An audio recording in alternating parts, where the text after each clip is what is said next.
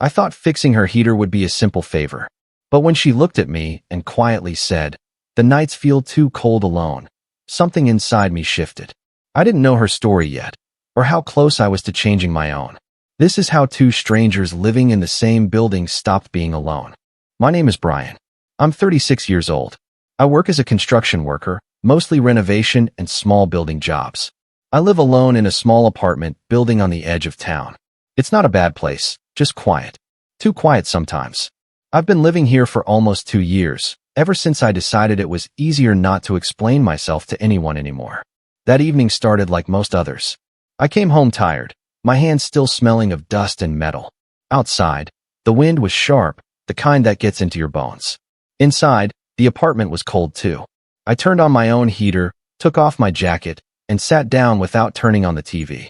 Silence had become normal for me. I was just about to make myself something simple for dinner when I heard a knock on the door. It was soft, hesitant. Not the kind of knock from someone who feels comfortable bothering another person. When I opened the door, a woman stood there, wrapped in a thick sweater. I recognized her immediately. She lived in the apartment below mine. I had seen her a few times on the stairs, always polite, always quiet. "Sorry to bother you," she said. Her voice was calm, but tired. "My heater isn't working again." I didn't know who else to ask. I nodded and stepped aside to grab my tools. "No problem," I said. "I can take a look." Her apartment felt colder than mine. The air was still heavy. There weren't many personal things around. A small couch, a narrow table, children's drawings pinned to one wall. I noticed them without asking. I knelt by the heater and started checking it. Loose connection. Old wiring. Nothing unusual. "I'm Dana," she said quietly from behind me. "Brian," I replied. "I live upstairs." "I know," she said, almost smiling. While I worked, there was silence. Not awkward, just heavy. The kind that comes when people are used to being alone. "I work at a kindergarten," she said after a moment. "I'm with kids all day. Noise, questions, laughter. And then I come home, and it's just this." I nodded again, even though she couldn't see me. I understood that contrast more than I wanted to admit. The heater clicked, then hummed softly. Warm air slowly filled the room. "It should work now," I said, standing up. She looked relieved. Then she looked at me, really looked, and said something I didn't expect. "The nights feel too cold alone." She didn't say it dramatically. No tears, no shaking voice. Just a simple sentence, said like a fact she had accepted. I didn't know how to answer. So I didn't. I just nodded, packed my tools, and said, "If it stops again, let me know." She thanked me. I left. Back in my apartment, the warmth felt different. The silence felt louder. I kept thinking about the way she had said that sentence. Not asking for anything, just saying it out loud. I stood by the window for a long time, looking at the dark street below, realizing that some cold doesn't come from broken heaters. The days after that evening passed quietly, but something had changed for me. I noticed it in small ways. In the mornings, when I left for work before sunrise, I listened more carefully in the stairwell. In the evenings, when I came home tired, I paid attention to sounds from below. It was strange how one short sentence could stay with a man longer than a full conversation. A few days later, I saw Dana again on the stairs. She was coming up with a small bag of groceries, moving slowly, as if the weight was more than it looked. "Hey," I said, stopping. "Let me help you." She hesitated for a second, then handed me the bag. "Thank you. I always forget how steep these stairs feel after a long day." We walked up together. It wasn't awkward, just quiet. The way two people talk when they don't feel the need to fill every second with words. "How's the heater?" I asked. "It's working," she said. "Still warm." "I'm really grateful." "I'm glad," I replied. Old systems like that can be unpredictable. At her door, she paused. "Would you like some tea?" "Just for a minute." "As a thank you." I almost said no out of habit. I was used to keeping my evenings simple and empty. But instead, I nodded. "Sure. Just a minute." Her apartment felt different this time. Warmer. Not just because of the heater. She put the kettle on, moved calmly, like someone used to caring for others all day and having little energy left for herself. "You work with kids, right?" I asked. She smiled, softer than before. "Yes. 5-year-olds. They ask 100 questions a day. Sometimes I feel like my voice disappears by the evening." "I work with concrete and walls," I said. "They don't ask questions." She laughed quietly. It was the first time I heard her laugh, and it surprised me how natural it sounded. We sat at the small table, cups in our hands. Nothing fancy, just tea and silence that felt lighter than before. "Do you like living here?" she asked. "It's fine," I said honestly. "Close to work. Quiet." "Too quiet?" she asked, not looking at me. "Sometimes," I admitted. She nodded, like she understood exactly what I meant. Over the next weeks, these small moments repeated themselves. We met in the stairwell, in the yard, at the mailbox. Short conversations that slowly became longer. We learned simple things about each other without trying. I learned that Dana moved here after a difficult breakup. She didn't go into details, and I didn't ask. I learned she liked walking in the park after work, even when it was cold. I learned she cooked simple meals and hated wasting food. She learned that I had been on construction sites since my early 20s, that I preferred fixing things with my hands to talking about problems, that I wasn't good at small talk, but I listened. One evening, she knocked on my door holding a small plate. "I made too much soup," she said. "I thought you might want some." I took the plate, feeling something tighten in my chest that I hadn't felt in a long time. Not hunger, something else. "Thank you," I said. "That's kind." She didn't come in. She didn't wait. She just smiled and went back downstairs. Later that night, I washed the plate carefully and returned it. She opened the door wearing an old sweater, her hair pulled back. "Did you like it?" she asked. "It was good," I said. "Really good." She hesitated, then said, "Sometimes I cook like someone is going to sit with me. And then I remember no one is." I didn't know what to say to that, so I said the truth. "You don't have to eat alone every time." She looked at me, surprised. Not hopeful, just surprised. "Maybe," she said, "but slowly. I'm not very good at starting over." Neither was I. As winter moved closer, the air outside grew colder, but inside the building, something warm and careful was forming. We didn't touch. We didn't make promises. We just showed up for each other in small ways. And somehow, that felt more real than anything I had known before. The cold came suddenly that winter. One week it was just gray mornings and damp evenings. The next it felt like the air itself had turned sharp. I noticed it at work first. My hands stiffened faster. The concrete felt harder, less forgiving. By the time I got home in the evenings, all I wanted was warmth and silence. Dana and I still saw each other often. Not every day, but enough that it felt natural. Sometimes we talked for 5 minutes on the stairs. Sometimes we just nodded and smiled. There was comfort in that. No pressure. No expectations. One evening, as I was about to sit down with a simple dinner, my phone buzzed. I didn't get many calls, so I checked it immediately. It was Dana. I stared at the screen for a moment before answering. "Hey," I said. "Hi," she replied. Her voice sounded different. Tighter. "I'm sorry to bother you so late." The heater stopped again. I tried turning it off and on, but nothing happens. I looked at the clock. It was already dark outside. "I can come take a look," I said without thinking. "Give me 5 minutes." Her apartment was colder than I remembered. The warmth from before was gone, replaced by a sharp chill that made the room feel smaller. Dana was wearing 2 sweaters, her arms crossed tightly against her body. "I didn't know who else to call," she said, apologetic. "It's fine," I replied. "Let's see what's wrong." I knelt by the heater again, but this time it was different. The connection wasn't loose. The system was old, worn out. It needed more than a quick fix. "I can't fix this properly tonight," I said finally. "It needs a part. I can get it in a day or 2. She nodded, trying to hide her disappointment. "I understand." We stood there for a moment, both quiet. The cold seemed louder without the soft hum of the heater. "I'll make some tea," she said. "At least that helps a little." We sat on the couch, wrapped in blankets, our cups warming our hands. The room was dim, lit only by a small lamp in the corner. Outside, the wind pressed against the windows. "This sounds silly," she said after a while, staring into her cup, "but nights like this are the hardest for me." "It doesn't sound silly," I said. She took a breath. "After my last relationship ended, I promised myself I'd be fine on my own. Strong. Independent. But sometimes, when it's cold and quiet, all of that feels very thin." I listened. I didn't interrupt. I knew how rare it was for her to speak like this. "I don't want to depend on anyone," she continued. "I'm scared that if I do, I'll lose myself again." Her words stayed with me. They felt familiar. "I get that," I said slowly. "I've spent a long time convincing myself I don't need anyone either. It's easier that way. Safer." She looked at me then. Really looked. "Does it work?" I thought about my empty apartment, my silent evenings, the way I stood by the window after fixing her heater the first time. Not always, I admitted. The silence that followed wasn't comfortable. It was heavy, full of things neither of us knew how to say. Eventually, I stood up. I should go? I'll get the part tomorrow.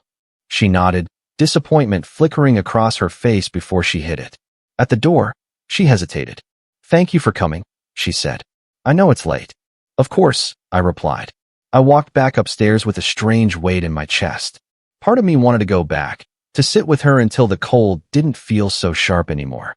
Another part warned me to stay away, to keep things simple. That night, sleep didn't come easily. I kept replaying our conversation, her words, the way she had looked at me when she asked if being alone really worked. The next day, I focused on work, but my mind wandered.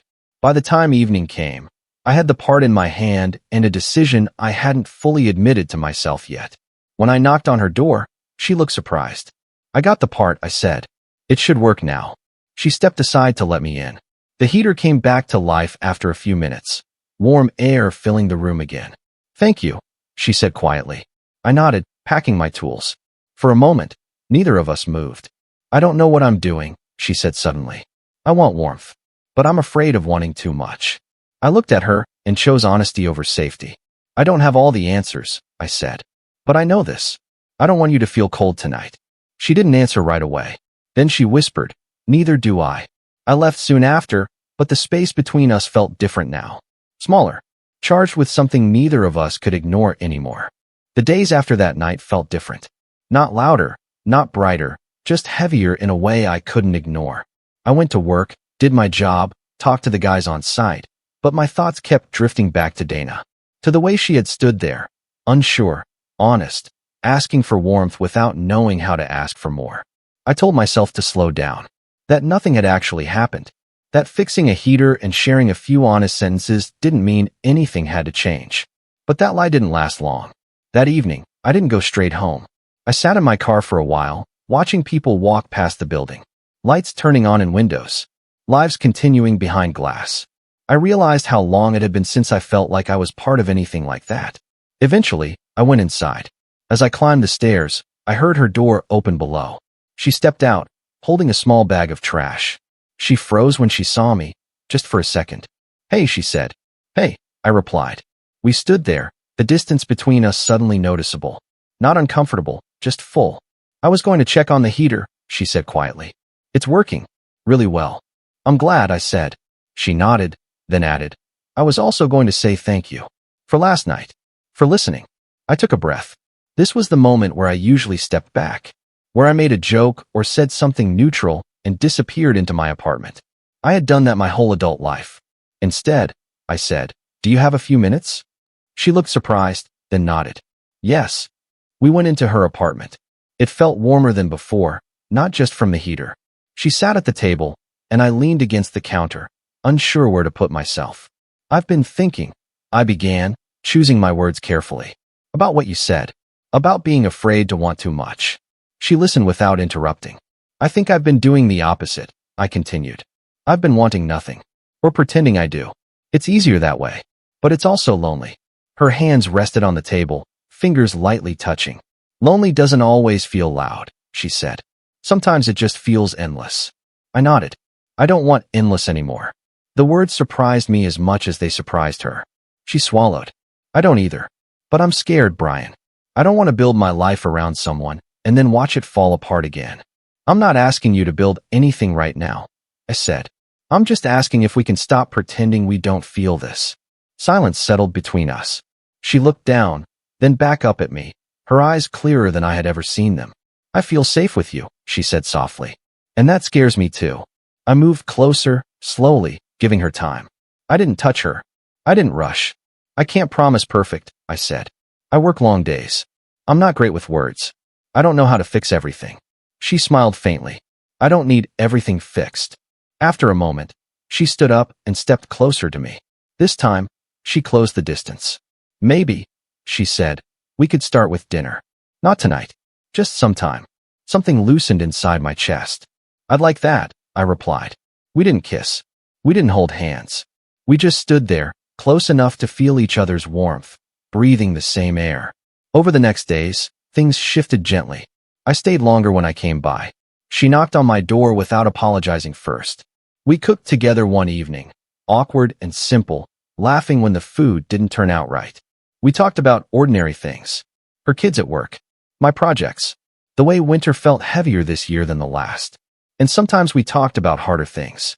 Her past, my silence, the mistakes we didn't want to repeat. One night, as we sat on the couch, the heater humming quietly in the background, she leaned her head against my shoulder without asking. I froze for a second, then relaxed. It felt natural, earned. I didn't think it would be like this, she said. Like what? I asked. Calm, she replied. I thought it would feel dramatic or frightening, but it just feels warm. I looked at her and realized something simple and true. Maybe that's what it's supposed to feel like. She smiled and didn't move away. That night, when I finally went upstairs, my apartment didn't feel empty. For the first time in years, I didn't dread the quiet. I knew it wouldn't last forever, and that was enough. Winter settled in fully, the kind that doesn't rush. Snow stayed on the sidewalks, and the air carried a quiet weight that slowed everything down. But inside Dana's apartment, the cold no longer ruled the evenings. By then, it had become normal for me to come downstairs after work. Not every night, but often enough that it felt natural. Sometimes I brought groceries. Sometimes she had already cooked. We never announced plans. We just showed up. Dana's place changed little by little. A second mug appeared on the counter. A jacket hung next to hers by the door. On the table, there were small signs of two lives slowly learning how to share space. Nothing dramatic. Nothing forced. One evening, as snow tapped lightly against the window, we stood side by side in the kitchen, chopping vegetables. The heater hummed steadily in the background. Do you remember the first night you came here? She asked. I do, I said. It was colder than this. She smiled. I almost didn't knock. I almost didn't open the door, I admitted. She laughed quietly. I'm glad we did. Later, we sat on the couch, wrapped in a blanket, the room lit only by a small lamp. Dana rested her head against my chest, her breathing slow and calm. It felt simple, honest. I don't feel afraid at night anymore, she said softly. That's good, I replied. It's not just the heater, she added. It's you. I didn't answer right away. I didn't need to. I pulled her a little closer, feeling something settle inside me. A sense of place. Weeks passed. The routine stayed gentle. I met some of the parents from her kindergarten when I picked her up after work. She brought coffee to my job site once, standing awkwardly among concrete and noise, smiling like she didn't belong there, but didn't mind. One evening, while washing dishes together, she said, I've been thinking about something. I waited. I don't want to live in fear anymore, she continued. Not fear of being alone. Not fear of being with someone. I want to choose this. I turned off the water and looked at her. Me too. She took a breath. I don't need promises that sound big. I just need honesty. You have that, I said. Every day. She nodded, her eyes clear. Then I'm in. That night, for the first time, I stayed. Not because the weather was bad or because something needed fixing, just because neither of us wanted the evening to end. The next morning, sunlight filled the room. Dana moved quietly around the kitchen, making coffee. I watched her, feeling something I hadn't felt in years. Belonging. You know, she said, handing me a cup. I used to hate mornings. I still don't love them, I said. She smiled. I do now. Spring came slowly, melting the edges of winter. We started walking in the evenings again, hand in hand, without thinking about who might see us. The building no longer felt like a place full of strangers. It felt like home. One night, months later, as we lay together listening to rain against the windows, Dana traced a small circle on my arm. The nights don't feel cold anymore, she said. I kissed her forehead. They never were. We just didn't know how to share them. She smiled and closed her eyes, already half asleep. The heater clicked softly, steady and reliable, but it was no longer the center of the room. We were. And this time, it wasn't temporary. It wasn't fragile. It was real.